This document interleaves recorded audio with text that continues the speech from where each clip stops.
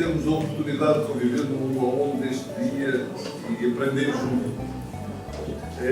Vamos, antes de fazer apresentações, vamos convidar aqui uma pequena introdução cultural ou musical. Então vamos ouvir o que é que o Paulo tem para nos apresentar, para ir celebrando esta turbulênciazinha que havia aqui, este barulhinho, e nós acalmarmos assim os nossos ânimos, prepararmos para fazer a nossa prece da abertura dos trabalhos. Então, Paulo, agora é contigo. Só precisamente um tema chamado a prece.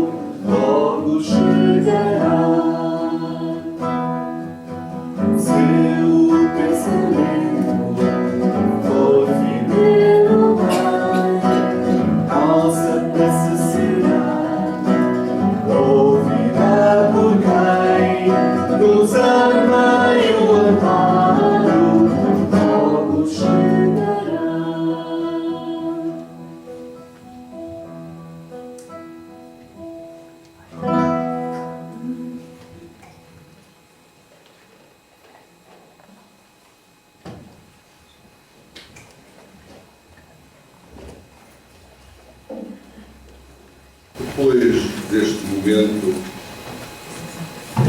vamos passar à apresentação do nosso convidado de hoje, nosso querido amigo Divaldo Pereira Franco, que neste seminário que vai fazer ao longo do dia nos vai apresentar ensinamentos que certamente nos ajudarão a ultrapassar as nossas dificuldades, a compreender melhor o porquê de algumas das nossas contrariedades, mas ajuda-nos principalmente a encontrar as soluções para que possamos ser mais felizes. Para quem não conhece Divaldo Pereira Franco, Divaldo é sem dúvida o maior divulgador da doutrina espírita nos dias de hoje, percorrendo todos os continentes e levando a palavra do Evangelho de Jesus a toda a parte, a grandes auditórios como a pequenos, a salas nobres como a sala mais humilde. Aí está ele sempre, dando o seu testemunho. É um dos condecorados com o galardão da paz. Ele teve a oportunidade de falar várias vezes nas Nações Unidas e de ser homenageado. Como médium, nas suas diversas mediunidades, destaca-se a psicofonia, a psicografia. Através da psicografia já recebeu mensagens que foram suficientes para fazer mais de 250 livros. Estão editados mais de 250 livros, editados numa série de línguas. E esses livros são o suporte para a obra assistencial por ele e seu primo Nilson de Sousa Pereira, que completou ontem os 89 anos e que fundaram em 1952 a Mansão do Caminho. Obra assistencial por onde passam diariamente na ordem de 3.150 crianças, mas no total mais de 5.500 pessoas, porque a assistência não é só às crianças, mas é às mães, às famílias, aos idosos, num total de mais de 5.500 pessoas. Essas crianças que tantas vezes vêm da rua são educadas, são instruídas, são feitas deles pessoas de bem, para que possam libertar-se dos compromissos com a sociedade, dando testemunho do trabalho, da formação, dando o exemplo de pessoas de bem. Divaldo Pereira Franco está connosco para nos brindar mais um dia de saber. Vamos ouvi-lo, interiorizar, pedir a Jesus que o ilumine e que nos ilumine, que nos ajude a reter nas nossas mentes os ensinamentos para que possamos sair daqui com vontade firme da nossa transformação. Que a paz e o amor de Jesus fique conosco, o abençoe e nos abençoe a todos, agora e sempre. Divaldo, a palavra é tua.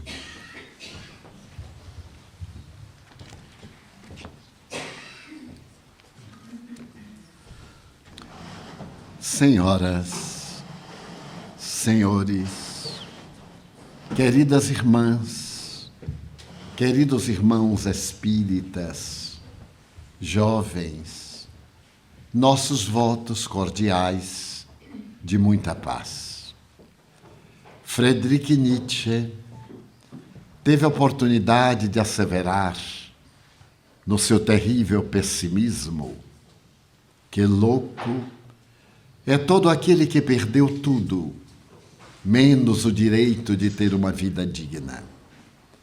A frase de Nietzsche, apresentada no século XIX, tem uma atualidade que a todos nos fascina, porquanto, por volta de 1793, na Universidade de La Salpêtrière, um jovem médico, após ser convidado para administrar o Hospital de la Bicêtre, no qual se encontravam internados 53 pacientes portadores de esquizofrenia, irá modificar totalmente o conceito a respeito da loucura.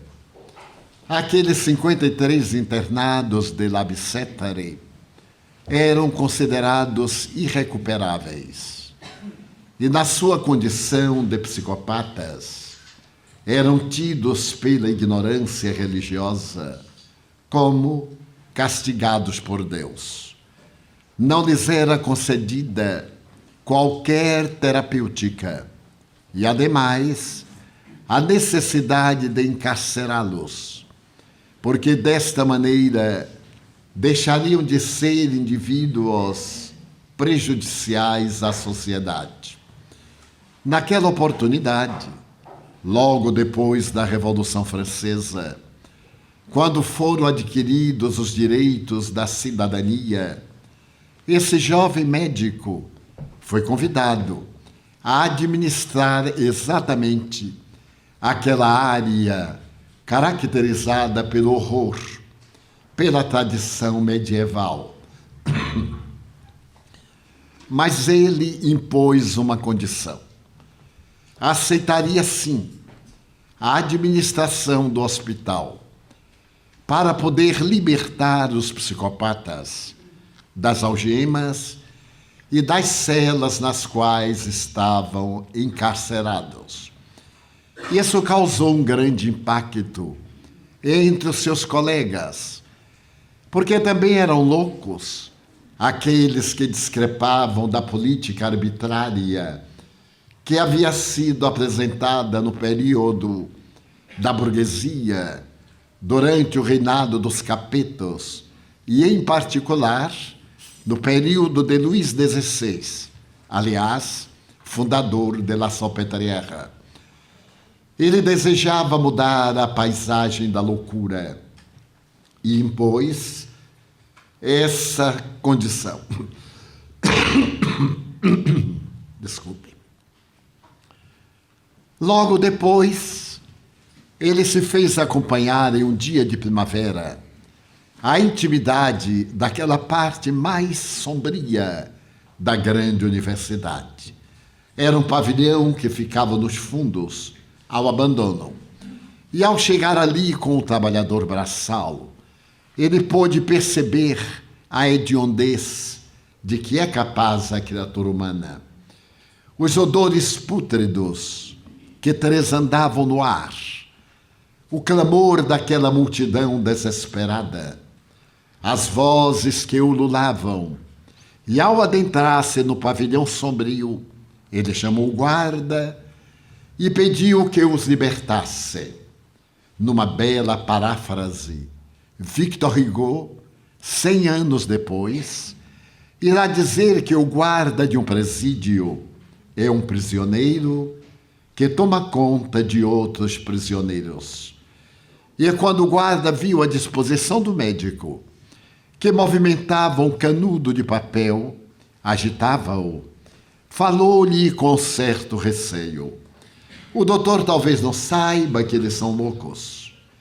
O doutor, por certo, ignora que eles são infames. Deus esqueceu-os. E a sociedade também. Se eu os libertar, eles repletarão este corredor exíguo e matar-me-ão. Mas eu sou cidadão. Eu adquiri a honra da cidadania. Sou pai de família, sou operário. Agora eu tenho direitos e nego-me a morrer nas garras desses infelizes que eu tenho o dever de manter vivos na condição de animais. O jovem médico olhou para o trabalhador que ele contratara, porque antecipadamente sabia qual seria a reação do guarda, e disse-lhe: por favor, desde que você é um serralheiro, corte essas correntes, faça sair pelas fechaduras e libertemos esses infelizes. Aquele homem, que havia sido convidado, mas não especificamente elucidada a tarefa, redarguiu no mesmo tom: doutor, eu não me atreveria, porque ele tem razão, ouça-os, são loucos, agressivos, e quando eles se tiverem libertado, matarão o guarda que odeiam, matar-me-ão também, e por certo matá-lo-ão, mas o doutor passará a história como mártir, e nós perdemos a cidadania que conseguimos a sangue. Foi então que o jovem médico, em um gesto estoico, tomou das mãos do guarda o molho de chaves, foi ao cadeado central enferrujado e tentou movimentá-lo. Nesse momento, o guarda parece despertar do letargo. Ajuda-o. As correntes caem e lentamente as celas enferrujadas vão sendo abertas. Ali dentro, a imundícia Havia pacientes de mais de 20 anos que sobreviviam pelo instinto de conservação da vida, absolutamente abetados uns, enfurecidos outros, lentamente repletaram o imenso corredor. Entrava parcamente o sol da primavera por uma claraboia cujo vidro sem limpeza nem permitia a luminosidade quase. Foi então que naquele alarido, o médico, olhando os seus pacientes, percebeu algo inusitado.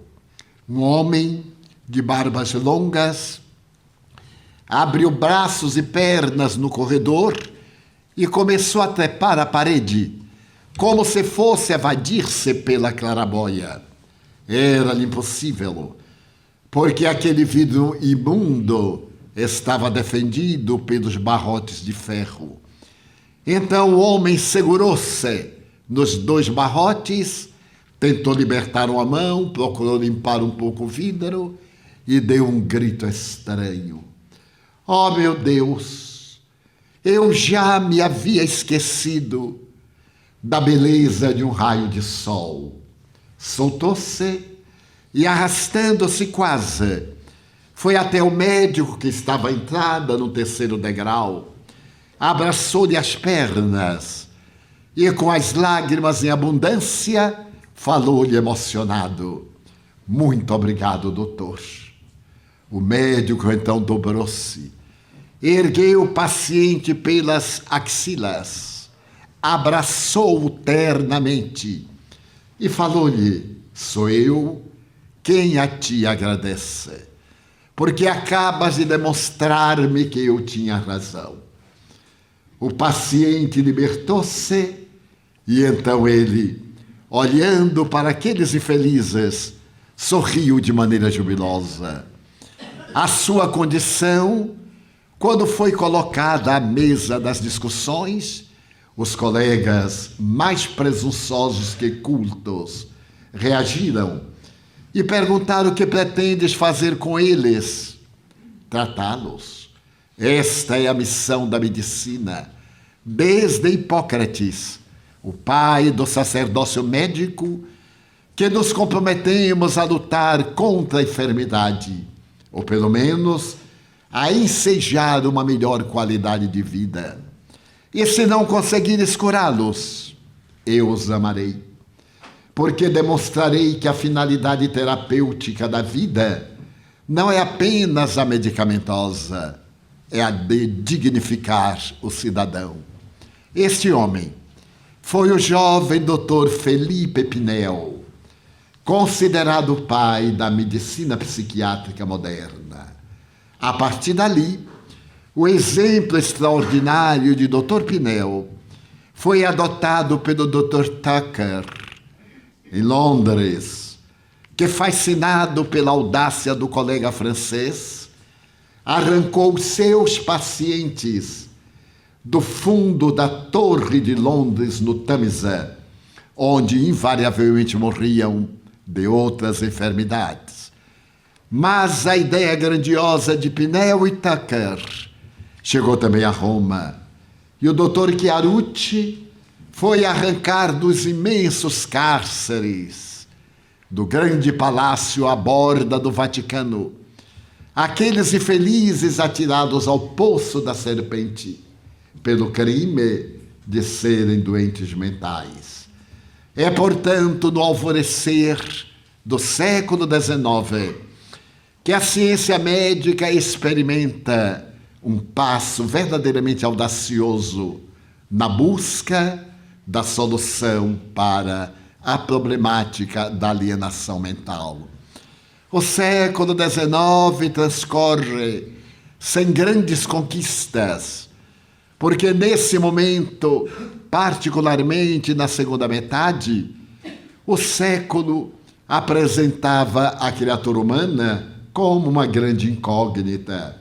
Em alguns arraiais da medicina, asseverava-se que a criatura humana pensa pelo fígado e ama pelo coração. O coração seria o órgão do amor, enquanto o fígado seria o órgão do pensamento. É nesse período que surgem os primeiros heróis, e um pouco antes, os investigadores descobriram que as células neuronais são especiais. Deram-lhe o nome de neurônios, ou células nervosas, que têm um desenho especial, especialmente por causa de uma cauda denominada axônio. É verdade que eles não sabiam qual era a função daquela cauda, mas constataram pelos exames anatomopatológicos que esses neurônios eram especiais. Eles morriam e não se repetiam. À diferença das demais células, que num périplo de 28 ou 32 dias, banhadas em uma água levemente tépida e salgada, multiplicam-se, realizam a mitose, a cisciparidade, dividem-se, mas herdam a memória ancestral para que a vida possa prosseguir dentro dos esquemas bem trabalhados. Era, portanto, o século XIX herdeiro de algumas conquistas, e foi no dia 18 de abril de 1861 que o jovem médico antropólogo declarou à Sociedade de Antropologia haver descoberto que a criatura humana não falava na garganta. A garganta era o veículo sonoro que transformava o oxigênio pelas cordas vocais na emissão da palavra. Por uma razão muito interessante, vivia em Paris um paciente que era chamado Taine, Monsieur Le Borgne. O seu nome Taine era derivado de uma estranha peculiaridade. Fazia 21 anos que ele não conseguia enunciar uma palavra, apenas uma sílaba. Esteve internado em Labicêtre várias vezes, mas continuava enunciando somente esta sílaba. Daí, mais tarde, nós sermos apelidados espíritas como Tantans, em homenagem a Monsieur Le Borgne. Curiosamente, ele foi dominado mais tarde por uma problemática diabética e teve um problema muito grave, sendo necessária a amputação de uma perna. E ao ser levado para o centro cirúrgico, o jovem médico, os jovens são especiais, teve a oportunidade de o examinar e surpreendeu-se com este homem. Examinou-lhe a garganta, as cordas vocais eram perfeitas, o aparelho fônico era especial, mas ele não falava, escrevia corretamente, mas não podia enunciar as palavras. Qual seria o mistério? Onde estaria a razão deste homem que podia falar e não falava? Ele percebeu que a gangrena da perna era irrecuperável. Iria operá-lo certamente, mas desejava saber qual era o milagre daquele impedimento. Fez a amputação e durante 3 dias acompanhou o processo de convalescença do paciente que veio a morrer. De imediato, ele fez uma trepanação craniana, retirou-lhe o cérebro e começou a interrogar onde está a causa da afasia. Porque que ele, podendo falar, não falou. E a luz de vela durante a noite, a luz do sol durante o dia, naquele ambiente encerrado e ainda infecto, o jovem Paul-Pierre Broca percebeu uma diferença entre os 2 hemisférios cerebrais, separados pelo núcleo caloso. Percebeu uma ligeira despigmentação na área esquerda do cérebro, na terceira circunvolução frontal esquerda. Então, tomado de uma grande emoção, ele usou o bisturi e começou a cortar aquela área cerebral e descobriu que na raiz da despigmentação, que era um processo inflamatório, havia um tumor. E colocando a ponta do bisturi no tumor, ele proclamou: a criatura humana não fala na garganta, fala graças ao cérebro. Aqui está o centro da fala, na terceira circunvolução frontal da esquerda. E logo depois, ele anunciou no boletim da Sociedade Antropológica de Paris que havia descoberto o centro da fala, mais tarde denominado centro de Broca. É claro que as gargalhadas da ignorância tentaram zombar do notável antropólogo. Ele teve a coragem, porque era muito rico, de oferecer 100 mil francos ouro a quem provasse que ele estava enganado. Até hoje, sabemos que qualquer bloqueio nessa área produz o impedimento da palavra. E como os nervos são colocados em sentidos opostos, um bloqueio nesta área vai trazer a paralisia do lado direito com a afasia. O cérebro começava a ser desmistificado. Nesse momento surge o extraordinário Pasteur, tuberculoso, mas observador da vida, porque não era médico, não tinha direito a adentrar-se na Sorbonne, que eu desprezava. Porém, observador profundo da psicologia e da anatomia da criatura humana, ele conseguiu produzir o soro antirrábico e salvou milhões de vidas, desde então, que eram vítimas da raiva. A partir daí, Pasteur irá penetrar no mundo microbiano e se tornará um dos mais notáveis pais da microbiologia. O século XIX expande-se e logo depois Koch, estudando a tuberculose ou peste branca, vai encontrar os bastonetes que se encarregam de produzir as imensas cavernas pulmonares, ou se alojando em outros órgãos, vão conduzir até a descoberta do ácido isonicotínico a criatura humana à morte. É também o período em que um outro cientista se levanta para estudar a trágica morfeia, a lepra, de tradição bíblica, e depois de estudos acurados, este homem extraordinário consegue libertar os pacientes por meio de um estudo daquele fator causal, o bacilo, que era produzido no organismo, podendo ficar incubado até 10 anos, no momento em que ele desenvolvia as suas possibilidades e levava o indivíduo à destruição, ao apodrecimento.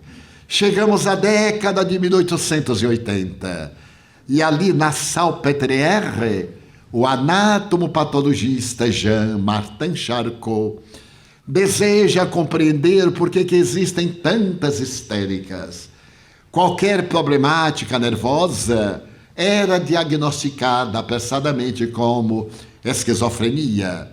A esquizofrenia era um poço no qual se jogavam todas as diagnoses desconhecidas, mas também porque proliferava com tanta facilidade a histeria feminina, porque mais tarde a escola de La Salpêtrière, chamada Escola de Paris, entrará em litígio com a escola de Nancy, na cidade do norte, onde 2 cientistas especializados na investigação da psique humana, o Dr. Libaud e Bernheim, procuram estudar a histeria masculina. Mais tarde, Freud, sendo convidado para poder estudar as razões por que existem doenças físicas sem problemáticas físicas, naturalmente de ordem psicológica, e porque existem problemáticas psicológicas de natureza física, o pai da futura libido e o nobre criador da futura psicanálise transfere-se para Paris e discrepa do seu grande mestre, que afirmava que somente as mulheres eram histéricas, por uma razão etimológica, porque a palavra histeria em grego é derivada de útero, e as mulheres eram histéricas pela falta do conúbio sexual, uma problemática de natureza uterina. E Freud, o judeu do círculo austríaco de pensadores hebreus, sorri da teoria e disse: se o homem não tem útero, coloquem-lhe, porque ele também é histérico. E os homens perderam um pouco a dignidade a partir daquela ocasião. Aquela década, 1880, 1890, é gloriosa para a medicina, porque através da hipnose, recomendada por Paul Pierre Broca na Academia de la Sorbonne, será aplicada pelo eminente mestre, pelo Dr. Charcot. E as suas reuniões às terças-feiras tornam-se famosas. Médicos da Europa inteira, dos Estados Unidos, acorrem a Paris para ver os espetáculos no anfiteatro de la Salpêtrière. Chegou-se à moda tão elegante de que um grande número de médicos franceses colocavam no seu cartão de visitas discípulo de Charcot, frequentador das reuniões de terças-feiras. Será ali que o mestre irá aplicar a hipnose, e será ali que vai compreender um pouco mais o cérebro, as suas funções desconhecidas. É ali que se vai identificar que, além da consciência para baixo, existe um porão no qual estão guardadas algumas das nossas memórias. Esse porão será chamado de subconsciente. E ali estão alguns conflitos, alguns traumas, algumas inquietações não reveladas. Porque no estado de transe, aquelas histéricas desvelavam muitas coisas que, no estado de lucidez, ignoravam. E, curiosamente, mudavam de personalidade. Havia uma delas, normanda, analfabeta, de nome Alcina, que era uma verdadeira artista.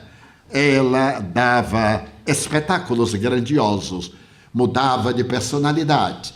Isso veio contribuir negativamente para os fenômenos mediúnicos, porque no ano de 1889, o discípulo de Charcot publicará um livro, Personalidades Múltiplas, e irá dizer que as comunicações mediúnicas são histeropatas, são personalidades anômalas, são personalidades terceiras, em que o indivíduo, no estado de exaltação da personalidade, assume personificações parasitárias.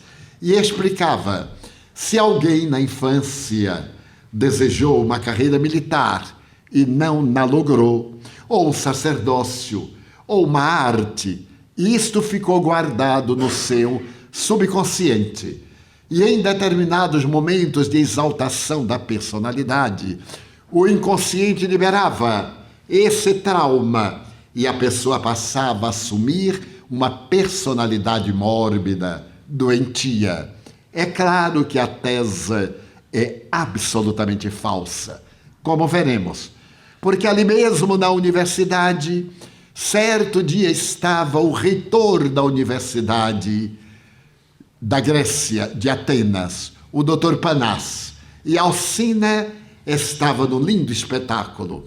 Mudava de personalidade sob a indução do Dr. Charcot. Assuma a postura de uma criança de 5 anos, e Alcina assumia a personificação. Fale agora como ancião, e tal e tal. O Dr. Panás ficou impressionado com a multifaceta não somente emocional, psiquiátrica, como facial. Ela transfigurava-se. Então ele perguntou a Charcot se lhe autorizava solicitar que ela assumisse uma personalidade, mas uma personalidade especial. Charcot anuiu. E ele disse: Alcina, eu lhe ordeno que assuma a personalidade do médico grego Galeno. E ela mudou de postura. Começou a falar grego com o eminente mestre de Atenas. Por 2 horas, aquela analfabeta que mal falava o francês dialogou com o insigne reitor da Universidade de Atenas em grego antigo. E depois de 2 horas, aproximou-se do quadro de giz e escreveu uma frase profética. Quando a ciência médica descobrir o sistema de inervação, vários enigmas fisiológicos serão desvelados. E firmou Galeno. Então, ante o espanto de todos, o doutor Panaz perguntou ao ilustre mestre como explica este fenômeno, ao que ele redarguiu com o sofisma: eu sou cientista, não sou filósofo, não dou explicações, eu constato fatos. Não teve a coragem de dizer que se tratava do espírito Galeno, que através do fenômeno mediúnico da incorporação, em uma notável manifestação de xenoglossia ou glossolalia, idioma que não era conhecido do médium, apresentava uma tese científica, conversando com o cientista, sendo ela inconscientemente, conscientemente analfabeta. Foi nesse ambiente notável de investigações que Freud irá no subconsciente e logo perceberá que o subconsciente é um porão intermediário. Existe um porão ainda mais profundo, aquele que nós negamos. Qualquer uma coisa que nos desagrada, um trauma de infância, qualquer um estado mórbido, nós projetamos no inconsciente profundo e asfixiamos-lo, deixamos-lo ali como se ele não existisse. Então Freud teve a ideia de voltar a Viena, porque percebeu que a hipnose criava condicionamentos. Alcina era uma sensitiva tão especial que, estando na clássica prisão das histéricas, de repente ela entrava em transe.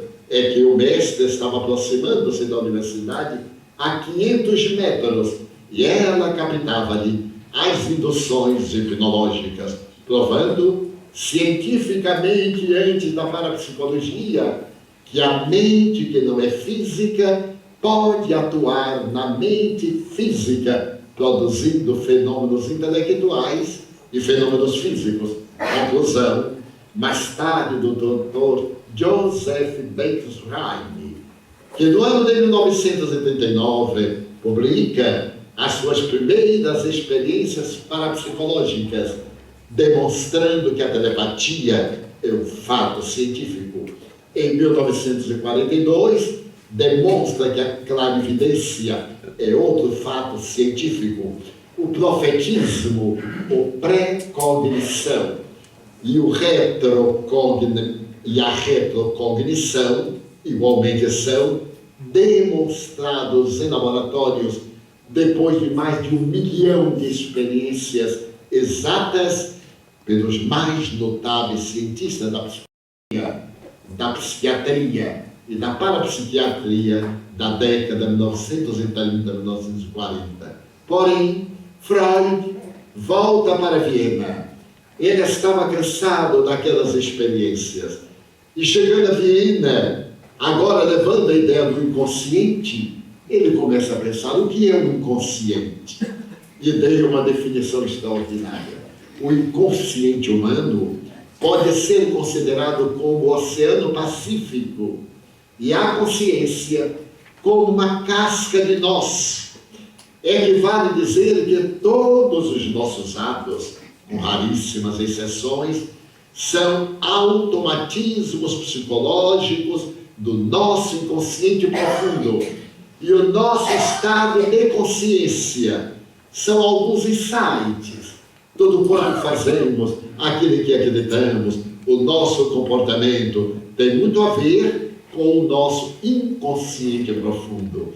As memórias próximas, as lembranças estão à frote, no subconsciente. Facilmente recordamos, mas aquelas profundas necessitam de ser arrancadas a forceps, como fazia Sócrates com a sua doutrina da maiêutica, a doutrina do parto. Então, Freud está com a alma rica de ideias, e ao conversar com o Dr. Breuer, o grande amigo, a quem ele confiou uma paciente histérica de nome Ana O, é o pseudônimo, ele tem uma notícia muito interessante, porque a senhorita Ana O sofria de uma paresia, o braço direito era imóvel, e não havia nenhuma razão fisiológica.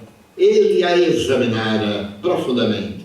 Era uma jovem normal, não apresentava delírio, não apresentava transtorno da libido, e, entretanto, não podia mover o braço direito.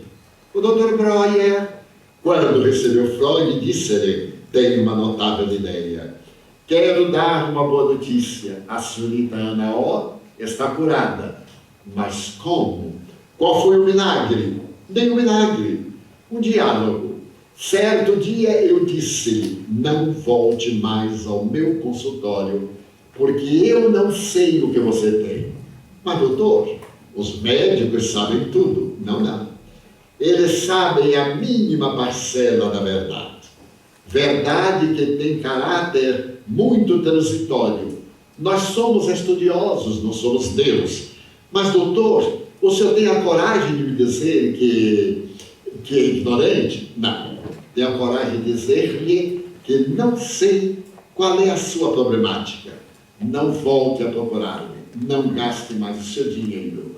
Então, o senhor decreta a minha paralisia? Não, não. A ciência um dia descobrirá. Eu é que não sei o que você tem. Já que o doutor me confessou isso, eu vou ter coragem de lhe confessar uma coisa que jamais disse a alguém.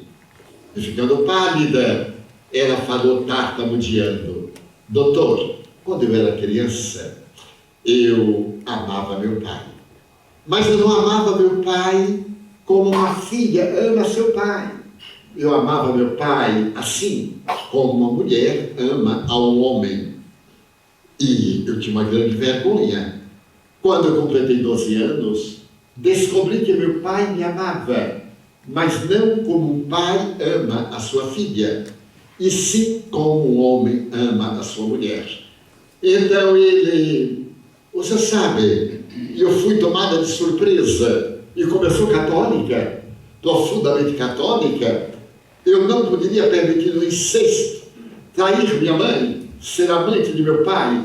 Aí eu fui dominada por uma fúria, pelo pecado, e quis esbofeteá-lo, mas era um pecado capital, porque Jesus disse: se vossa boca, vosso olho, vossa mão são motivos de escândalo, arrancai-nos. Melhor será para vós entrardes no reino dos céus sem eles, do que com órgão escandaloso. Então, eu não me atrevi a golpear meu pai, e arranquei o meu braço. O braço criminoso, arranquei-o. Então, eu lhe disse: aí está a causa psicológica. Ela, pelo traumatismo, conseguiu somatizar a culpa, punindo o que seria o braço criminoso. As religiões, infelizmente, com uma exceção, o Espiritismo, são castradoras, punitivas. A frase Jesus disse, mas o sentido não é literal. É um sentido literário diferente. É melhor que nós sejamos privados de uma função a tê-la para a prática do mal. É naturalmente uma proposta de dignificação humana. Mas as religiões de tal forma inculcaram isso nas criaturas humanas que ainda hoje padecemos de frustrações, de transtornos psicológicos, de frigidez, de impotência sexual, pelo caráter de que o sexo era pecado, era imundo, como se Deus não tivesse outro recurso para a perpetuação da espécie. Como é que a sabedoria suprema iria eleger o meio imundo, perverso, pecaminoso para perpetuar a espécie? Porque não fez a perpetuação da espécie através de uma coabitação mental, de uma projeção do pensamento, mas sim através da comunhão dos órgãos genésicos, que são os mais sublimes do corpo, porque têm a função de serem co-criadores com a criação. Desta forma extraordinária, eu comecei a falar, mas isto não é pecado. Todos nós temos uma profunda simpatia. O jovem admira o adulto, o aluno a velha professora, o rapaz naturalmente gosta de uma mulher mais idosa, a menina gosta de um homem mais sábio. É uma transferência. E então Freud leva a mão à cabeça e diz: é o que eu procurava.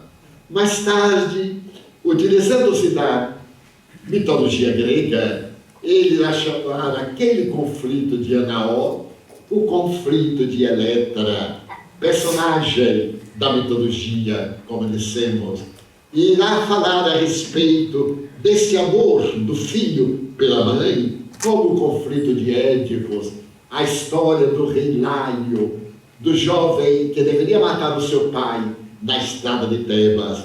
E esta linda mitologia seria levada ao pé da letra por algumas criaturas dominadas pela ignorância. A partir daí é montado o arquipélago da psicanálise. E Freud irá dizer que a criatura humana é ainda um ser sexual. Nada tem de divino. E no seu cepticismo, no seu sentido de ira contra o Talmud, contra a doutrina hebraica, ele irá dizer que, naturalmente, este processo doloroso da libido representa um fenômeno grave das nossas heranças religiosas. E ainda aí, ele terá a grande coragem de dizer que a religião é uma neurose coletiva e que o indivíduo, sendo um ser selvagem, tem apenas um verniz de civilização, de cultura. Quer conhecer o indivíduo, pise-lhe na unha encravada. Se ele for um cidadão, ele dará uma resposta. Mas se ele não for um cidadão, ele dirá uma coisa muito mais grave. Surge a psicanálise. O cérebro começa a ser decodificado cada vez mais. E o jovem médico, que é psiquiatra em Zurique, apaixona-se pela doutrina freudiana, Carl Gustav Jung. Esse jovem tem uma ascendência religiosa mística. Seu pai, seu avô, seu bisavô, foram todos eles pastores protestantes reformados. Vários dos seus irmãos. Mas um dia na infância ele tem um sonho, que eu não me atrevo a narrar os detalhes, em que ele interpreta um sonho grotesco, em que ele interpreta como se Deus, o Deus mitológico das religiões, fosse nada mais do que um excremento que é lançado sobre as criaturas humanas. E então ele toma horror a qualquer postura religiosa e debate com o pai. Mas o pai era uma personalidade mística muito peculiar. Nos seus sermões dominicais, ele sempre lia a página com grande emoção. Por quê? Porque ele tinha na sua sala de estudos uma poltrona e asseverava que a sua mulher desencarnada sentava-se na poltrona e ditava-lhe o sermão que ele deveria proferir. Por isso era proibido alguém sentar-se naquela poltrona. Foi nesse meio místico que Jung foi estudar como menino pobre, muito pobre, tamancos, roupa gasta, no meio de alunos ricos, E foi dessa forma que ele passou a universidade e se fascinou com o Dr. Breuer. Esse psiquiatra deveria estar na mente da criatura humana os enigmas do comportamento, os conflitos, os desesperos. E cada vez mais fascinado, ele lê o livro dos sonhos apresentado por Freud e descobre o inconsciente. Torna-se discípulo, porém um discípulo especial. Freud vê nesse homem o seu herdeiro, o continuador, o príncipe herdeiro da psicanálise. Mas eram dois temperamentos especiais. Mantém correspondência contínua, até que um dia marca o encontro em Viena. Parte para lá e ao estar na biblioteca com o mestre, em um grande diálogo de admirador, com o insigne, prepotente mestre, algo acontece. Ali na biblioteca, uma das estantes estala de uma forma surpreendente e Jung toma um choque. Então Freud lhe diz: não se preocupe, sempre que eu estou aqui, isto acontece. Ele disse: mas não é por acaso. Eu sinto sair de mim uma energia, vai acontecer novamente. E novamente aconteceu. Freud, que detestava o misticismo, palavra na qual ele englobava as religiões, o ocultismo, o espiritismo, o esoterismo, a teosofia, ele se assusta, porque ele diz que essas doutrinas são amargas. Apesar de haver recebido no ano de 1885 um livro extraordinário, o Tratado de Metapsíquica de Charles Richer, que foi prêmio Nobel de Fisiologia, em que o insigne mestre estuda os fenômenos de ordem paranormal, na época metapsiquistas. E ele, de capricho, não leu, foi lê-lo 40 anos depois. E arrependeu-se tremendamente, como confessou, de não haver lido no momento próprio, porque ia iluminado muito na investigação da psicanálise. A partir daquele momento, há uma fissura no relacionamento do mestre e do aluno, que termina por brigar. E ao brigarem, Jung resolve meditar profundamente e entra em depressão. Faz uma depressão profunda. Era, segundo seus biógrafos, um homem muito bonito e naturalmente muito atraente e muito acessível à atração sexual. Era muito bem casado, mas invariavelmente algumas das suas alunas e colaboradoras tornavam-se também colaboradoras da libido, sem que a mulher tivesse qualquer ciúme, a ponto de tolerar a presença de uma dessas risonhas apaixonadas dentro da sua própria casa. Mas ela era notável. A mãe de Jung merece recordar. Teve uma febre um dia, e a partir desse dia passou a ter dupla vista, equivale a dizer clarividência. Nesse ínterim, quando estava estudando medicina, uma prima sua apresentou fenômenos mediúnicos. E durante 2 anos ele acompanhou os fenômenos notáveis da mediunidade da jovem, principalmente as incorporações do seu avô, os diálogos de teologia, os diálogos em outros idiomas. Jung falava 5 idiomas. Era um profundo investigador da realidade humana, mas a sua beleza física terminou perturbando a jovem e ela começou a mistificar. Daí, cuidado com relacionamentos entre médiuns e doutrinadores. Primeiro, do ponto de vista moral. Depois, do ponto de vista mediúnico. Porque há uma tendência inconsciente de agradar o outro. E como os espíritos não têm interesse em agradar, mas em dizer a verdade, o sensitivo passa a ser o espírito encarnado que está agradando ao ser amado. Jung apresenta uma tese sobre mediunidade em 1902. É fascinante. Mais tarde, ele se decepciona. E isto marca profundamente. Mas no período da depressão, ele mergulha no abismo da angústia. e começa a descobrir-se. Certo dia, estando conversando com sua mãe, uma mesa enorme estala e parte, uma mesa de módulo, parte e desaba os dois lados. Era uma coisa insólita. Não era no verão. A madeira não podia estar dilatando. Parece que foi cerrada. Ele ficou surpreso e chocado, mas não deu muita importância. Coincidência. Outra feita estava na sala de jantar, quando houve um estranho ruído dentro da gaveta fechada.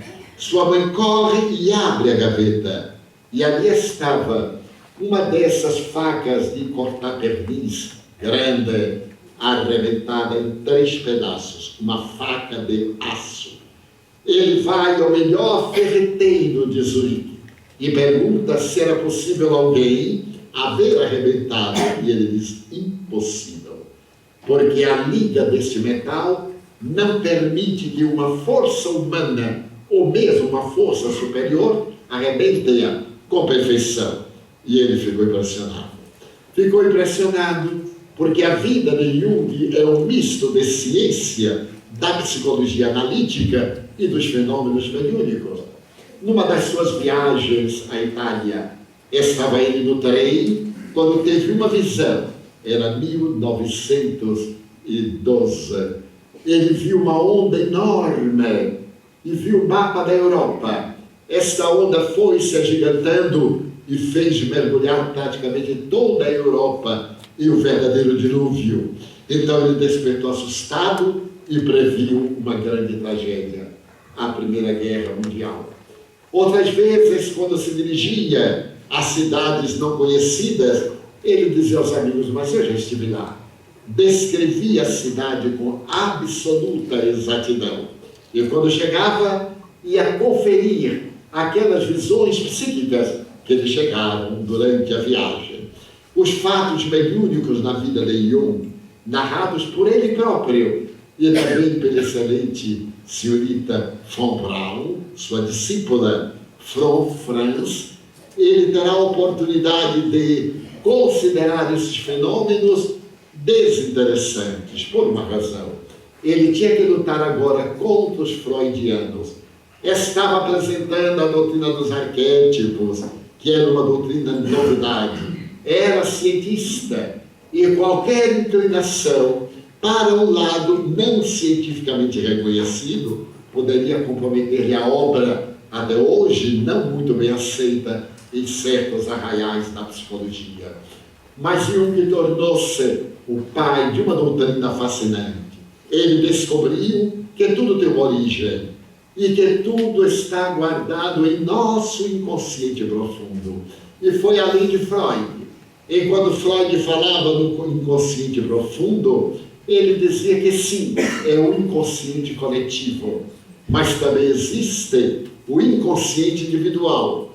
Se no estado de transe eu me refiro a qualquer fato do passado, é a minha herança antropológica. É porque eu trago essa herança antropossócio-psicológica da evolução. Mas ele não quis revelar que é porque eu vivi naquelas épocas. Ele estudou a reencarnação à luz do budismo. Não foi feliz porque deveria ter estudado Allan Kardec. Achou interessante, dedicou-se às mandalas para poder interpretar os conflitos, aos desenhos. É um dos pioneiros da técnica psicológica de descobrir conflitos através dos desenhos desde a infância. Mas este homem notável criou a doutrina dos arquétipos e estabeleceu que há um arquétipo basilar do universo. Vejamos o jogo de palavras. Esse arquétipo é o chamado arquétipo primitivo. É o sábio velho ou a sábia velha. Esse sábio velho, que é a origem de tudo, nós chamamos Deus. Se ele é velho, não sei. Agora que ele é eterno, não posso negar. Desta maneira, nós temos aí a fonte geratriz da vida. E, em consequência, os arquétipos apresentam-se no ego, naquilo que eu aparento, no self, aquilo que eu sou, e na sombra. São os 3 arquétipos principais, que é a sombra, as minhas heranças que Allan Kardec chama com propriedade as más inclinações. Essas heranças antropológicas, aquilo que eu fui, mas também ele acredita naquela área superior do neocórtex, descoberta por Freud como sendo a área sublimada, onde estão os arquivos do porvir, que para nós é a construção do nosso futuro. E então ele vai, através das associações, através dos sonhos, através das imagens, penetrando no inconsciente e desvelando os nossos traumas, os nossos conflitos, por intermédio da sua notável psicologia analítica, de que é uma devotada estudiosa, o Espírito Joana de Ângeles. Permita-me um parênteses nesta história um tanto árida, mas indispensável, porque teremos todo um dia hoje para trabalhar e não temos pressa. Eu espero que terminemos lá para meia-noite, mais ou menos. Portanto, preparemos-nos sem qualquer ansiedade. Certo dia eu perguntei ao Espírito Joana de Ângeles que eu saiba, nas suas últimas reencarnações, a senhora foi religiosa, vinculada à Igreja Católica. A senhora teria desencarnado na última vez por volta de 1822, por ocasião da independência da Bahia, como mártir. A senhora escreve sobre Jung e agora está escrevendo uma série de livros de psicologia. Quero confessar-lhes com a máxima honestidade. Tudo que eu sabia de psicologia era nada, porque não é minha área, não faz parte. Eu sou professor primário.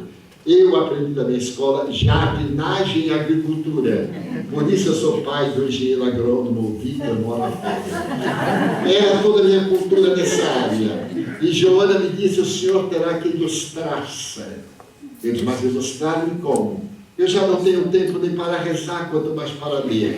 Mas vai ter tempo para me ouvir. E eu comecei a escrever já 16 livros sobre psicologia analítica. E eu disse, mas minha irmã, como é que a senhora sabe se a senhora morreu antes de ele nascer? Eu nunca dei um fora tão grande como esse. Ela me olhou com essa expressão de freira, sabe como é que é, né? Aquela expressão doce de freira, e disse, eu perdoo pela ignorância. E fico surpresa da pergunta, porque o Senhor, quando ela me chama de Senhor, está reclamando. Porque o Senhor preconiza a reencarnação. E deve lembrar-se que Freud, Jung, Einstein, antes de reencarnar-se, estiveram no mundo espiritual. E foi aqui que eles programaram as tarefas para aí. O conhecimento não vem da Terra para o mundo espiritual, senão do mundo espiritual para a Terra. Eu já fiquei com vergonha, porque eu lembrei.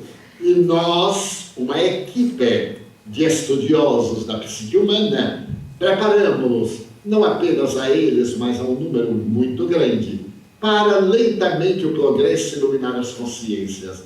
Ademais, quando ele retornou, foi submetido a uma análise e foi censurado por não ter tido a coragem de dizer os nomes que caracterizam a realidade, assim como Charles Richer, que depois de 40 anos de investigações probantes, apenas disse aquilo que nós pensávamos é verdade. E o que é que eles pensavam? Quem sabia, sabia, mas quem não sabia, também ficou sem saber. Então nós reprochamos, eles estão programados a reencarnar no século XXI, na grande transição, para afirmarem aquilo que a covardia moral negaram. E não me volte a fazer outra pergunta desta natureza. Então eu encerrei o capítulo das minhas interrogações. Como é compreensível, eles foram preparados lá e voltaram para a análise. E muitas vezes escrevendo alguns comentários que ela faz na série psicológica, que completa para o ano 25 anos de publicação, e está sendo adotada em algumas pró-reitorias de universidade no Brasil. Então, nós esperamos que as nossas informações pertencem a ele, e estamos traduzindo o seu pensamento, firmado também em alguns autores que ela nos levou a ler e das suas informações. Jung irá demonstrar que nosso inconsciente, dirá ele, é como um iceberg. Nós vemos um iceberg. A parte que flota são 5% do iceberg. A parte submersa são 95%. É que vale dizer que o nosso arquétipo inconsciente dos conhecimentos são 95% do nosso passado espiritual. Nós somos o que fizemos nesses 95%. E estamos com 5%. Daí os nossos insights, o nosso déjà vu. Olhamos uma pessoa e dizemos, meu Deus, eu a conheço. De onde? Está lá no inconsciente. O déjà senti dos franceses, o já sentido, o déjà raconté. A gente ouve algo e diz, mas eu já conheço isso. De onde eu conheço isso? Eu terei lido, terei sonhado. São enigmas da psicologia. E as simpatias e antipatias. A gente olha para a pessoa e detesta. Dá uma olhada e diz, nossa, em linguagem brasileira, não vou com a cara daquele cara. De jeito nenhum. E por mais que a pessoa seja gentil, mais antipática se nos parece.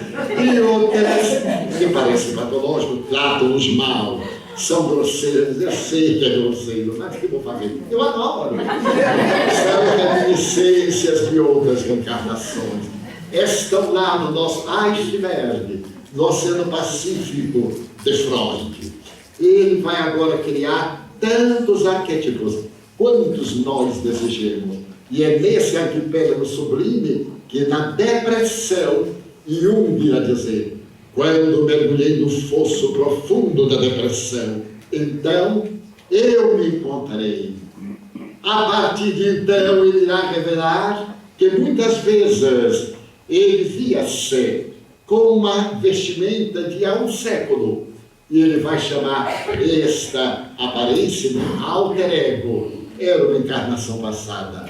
Toda a indumentária, todo o trabalho que ele faz com os memes, com as pesquisas antropológicas, com a casa que ele tem em Bollinger, a casa da torre, tudo isto, uma grande mística das encarnações passadas.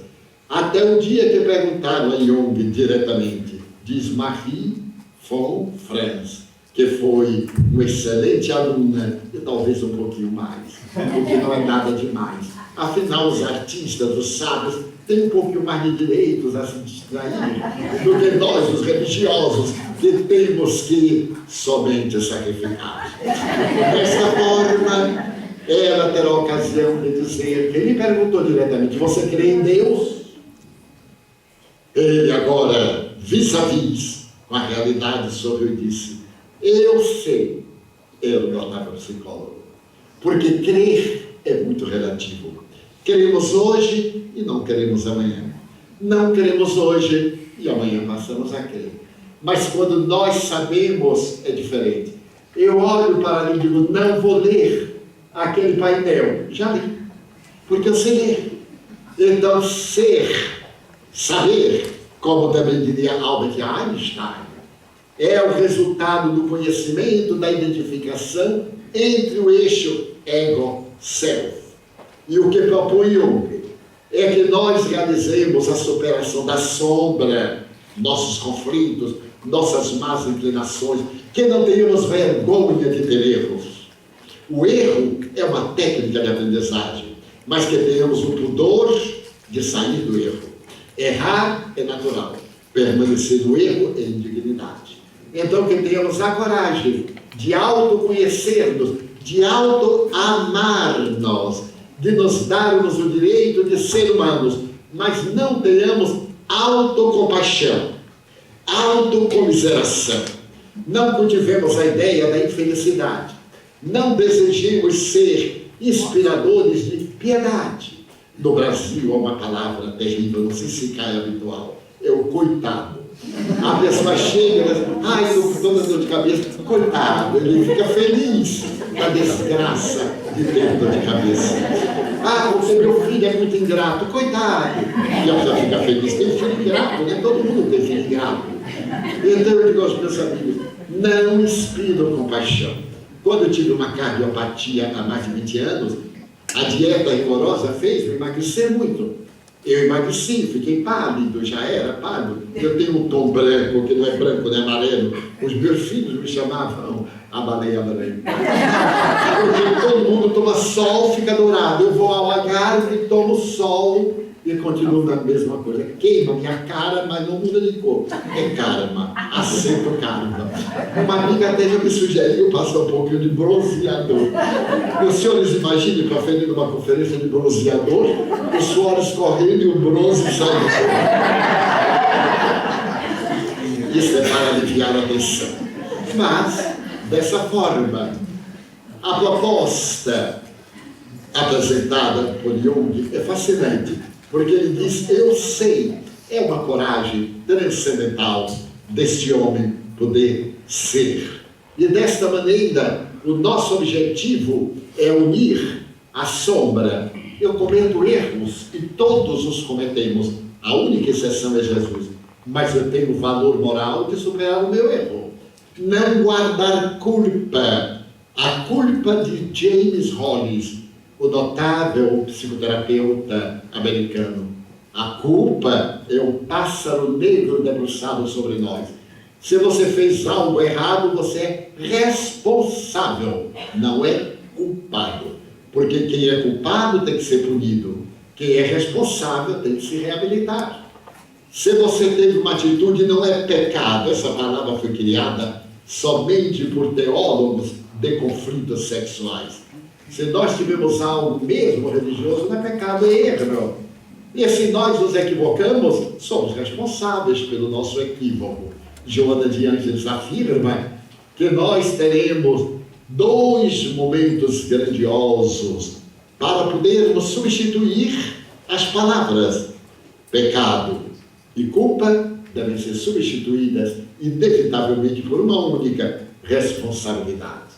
Chegamos ao nosso primeiro momento de pausa. E como sempre, não se movam, é proibido. Nós, nos intervalos dos seminários, apresentamos a nossa revista, a melhor revista do mundo. Porque antes era a terceira, mas faz tanto tempo, coitada, ela melhorou. Ela é uma companhia, é uma revista com escritores internacionais, nacionais do Brasil, uma parte científica, uma parte filosófica, uma parte moral religiosa, e ela também traz noticiário, porque eu já visitei 67 países e em 62 ela se encontra. Eu digo jovialmente que brasileiro e português são como grama. Botou no chão e molhou, pegam. Onde eu vou tem brasileiro, eu fico assustado. E aqui mesmo, na primeira conferência, veio uma jovem, me deu um abraço e disse: Genivaldo, eu sou baiana. Eu digo: Ave Maria. Eu sou do Papa Lima, Santíssimo Sacramento. Porque é muita coincidência, só apelando. Onde vou, lá estão. E nesses países estão as nossas revistinhas. Porque ela tem o objetivo de divulgar a doutrina sem apêndices. Porque muita gente entra no espiritismo, mas o espiritismo não entra em muita gente. E a pessoa começa a querer adaptar o espiritismo ao seu modus operandi. Então acrescenta técnicas esdrúxulas, propostas mirabolantes, ideias grandiosas, ou então práticas que não estão dentro do código da caridade. A nossa revista leva a doutrina saudável. É uma forma de costurar e objetiva também a unificação dos espíritas.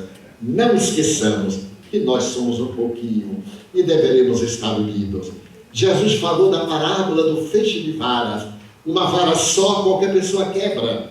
Até 5 varas, um Hércules arrebenta, mas um feixe de varas ninguém quebra. Nós temos que constituir-nos em um feixe de varas, estarmos unidos, porque unidos, disse Dr. Bezerra através de Chico Xavier, unidos seremos força.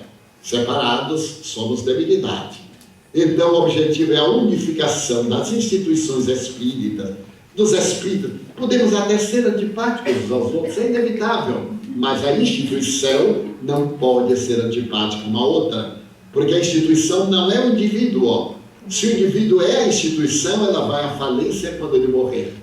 O indivíduo deve criar um grupo para que a instituição esteja acima das paixões daqueles que as criaram. Se há alguém interessado, e nós temos aqui muitos que são assinantes, alguém que já está na época de renovar, a pessoa receberá 6 exemplares durante o ano por 30 euros já incluindo o porte. Então recebe cada 2 meses a revista. E ninguém vai dizer que não tem tempo em 2 meses de ler uma revista desta.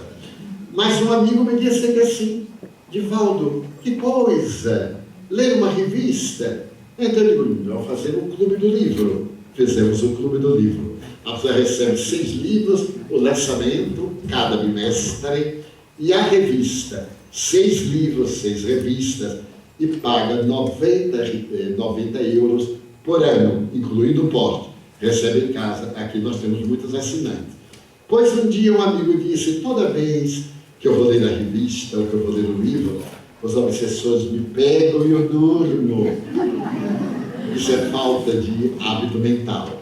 Mas aí eu perguntei, quando você lê Playboy, aquela revistinha, vaca, você dorme? Não, e aí o obsessor lhe pega. Você tem que acordar no espírita e dormir para o Playboy. Mas então nós criamos o clube do DVD. A pessoa recebe 6 DVDs, 6 revistas, e como o correio cobra mais caro o DVD, paga 100 euros por ano, tudo já regularizado.